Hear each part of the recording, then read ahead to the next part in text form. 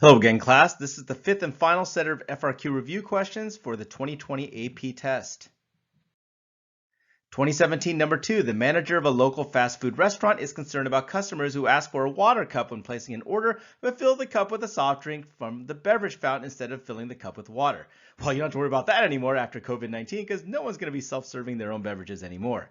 Anyway, the manager selected a random sample of 80 customers who asked for a water cup, then placing an order and found that 23 of those customers filled the cup with a soft drink from the beverage fountain. Shady. Part A, construct and interpret a 95% confidence interval for the proportion of all customers who, having asked for a water cup when placing an order, will fill the cup with a soft drink from the beverage fountain. So let's state the parameters and the procedure. P is the true proportion of all customers who will fill a water cup with a soda. This is a one sample Z interval for P. Next, we will check the conditions. The random condition, you're told it was a random sample of 80 customers. Large sample or normal condition, number of successes and failures both have to be at least 10. The number of successes is NP hat, 80 times 23 over 80 is 23. Failures is N times 1 minus P hat, or 80 times 57 over 80, which comes out to 57. Both of those values are at least 10. So you can approximate the normal distribution. Independent, we'll assume there are more than 800 customers at this restaurant that ask for a water cup. Let's move to calculations. P hat is 23 over 80, which is 0.2875. Z star for a 95% confidence interval is 1.96. So your interval is P hat, which is 0.2875 plus or minus Z star, which is 1.96, times the square root of P hat, 1 minus P hat over N. So that's 0.2875 times 0.7125 all over 80. Comes out to an interval of 0.1883 to 0.3867. So we're 95% confident that the true proportion of all customers at this restaurant who will fill a water cup with soda is between 0.1883 and 0.3867. B, the manager estimates that each customer who asks for a water cup but fills it with a soda instead costs the restaurant a quarter. Suppose that in the month of June, 3,000 customers ask for a water cup when placing an order.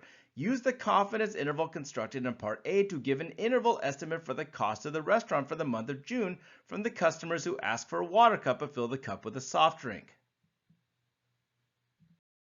So here is our interval. Remember, the interval represents the proportion of all customers that ask for a water cup that actually fill that water cup with a soft drink.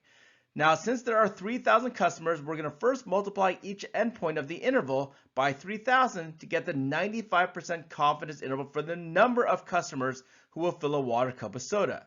Then we will take that number and multiply by a quarter to get the confidence interval in terms of the money lost by the restaurant.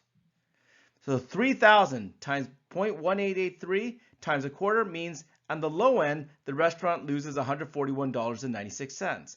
On the high end, if it's the higher end in the interval, 3,000 times 0.3867 times a quarter yields a value of $290.01.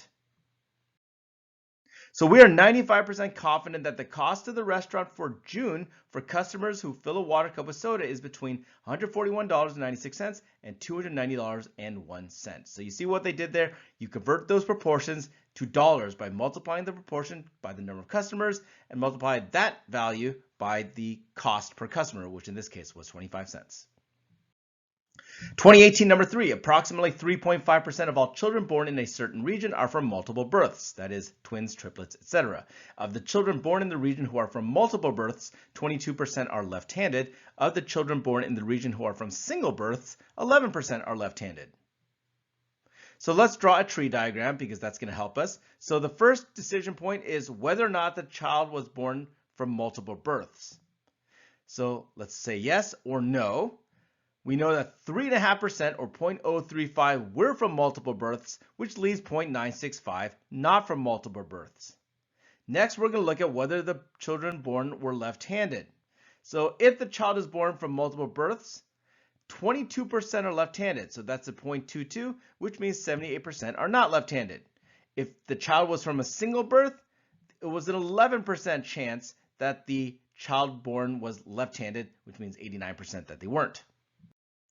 Part A, what is the probability that a randomly selected child born in the region is left-handed? So we're going to go through the paths that are in green.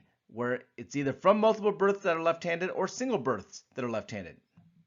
So for multiple births that are left-handed, that's 0.035 times 0.22, which means it's 0.0077. Now from single births left-handed, that's 0.965 times 0.11, which is 0.10615.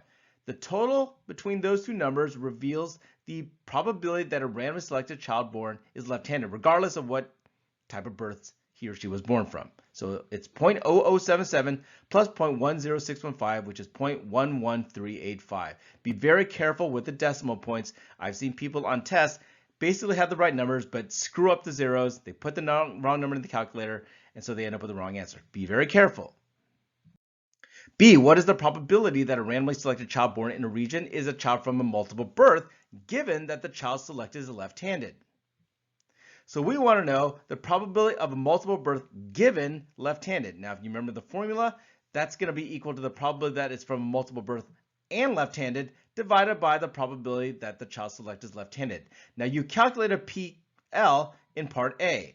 So PM given L is the probability of both, which is 0.035 times 0.22, that goes up there, divided by the probability of a left-handed child, which we got in part A. That leads to a conditional probability of 0.0676. So in other words, if the child is born left-handed, there's about a 6.76% chance that the child is a twin, triplet, or something along those lines. C, a random sample of 20 children born in the region will be selected. What is the probability that the sample will have at least 3 children who are left-handed? So this is a binomial distribution. The probability of each child being left-handed is 0.11385. We'll assume those are independent, because if they weren't, you can't do it. So the probability of getting at least 3 children who are left-handed, let's call X the number of children that are left-handed, you can calculate by taking 1 minus the probability of getting 2 or fewer children that are left-handed. That allows you to use binomial CDF. So that's 1 minus 20C0 times 0.11385 to the 0 power times 0.88615 to the 20th, minus this, minus that. Turns out in the AP test, you can write down binomial CDF, but you have to define each parameter. I didn't tell you that in class. It comes out to 0.4021.